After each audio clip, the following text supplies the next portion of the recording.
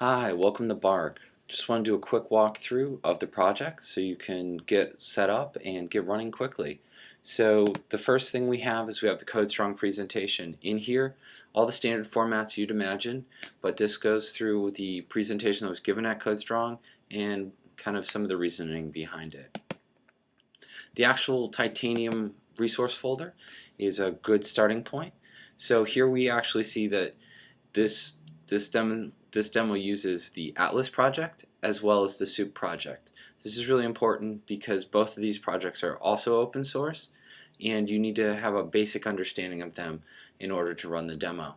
So first thing is the Atlas project. This is where all our geolocation functionality lives.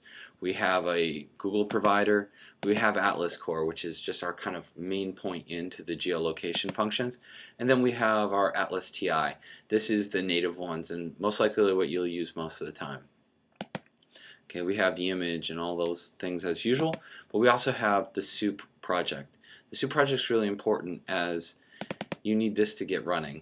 So the first thing you need to know to get your demo working is the API keys.json file needs to be updated so that you can run the demo with your Foursquare, your Yelp, and your other providers.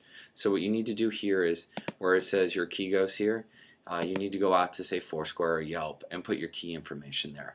Once you do that, everything will just start to run and will start to work. Now a little about soup. Once you fill in your key information, and I'll put in the README file kind of where you can go and get the Foursquare and the Yelp keys.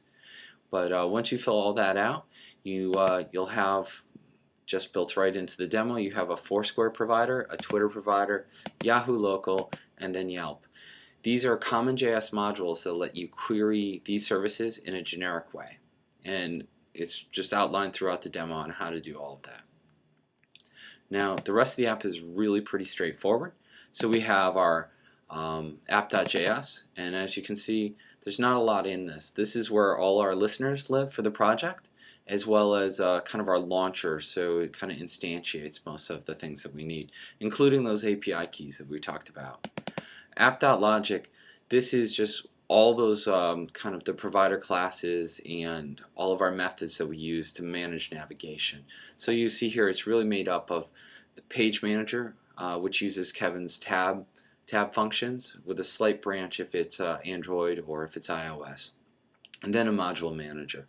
All this really does is handle callbacks and maintains a little bit of caching for our data providers.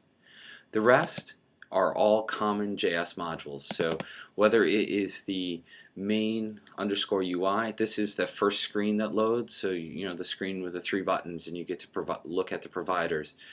That's a common JS module. And then everything else starts with POI, so point of interest. So we have the camera view, that's our AR. We have a list view, you know, just what it sounds like. It's a list of the provider's results, and same with the map.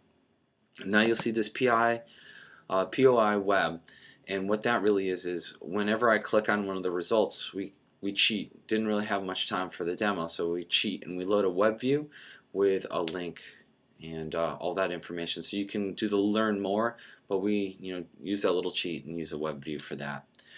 The other piece that's worth taking a look at is search. Now the search is our common provider, or kind of our core for soup. So this is very application specific to bARk.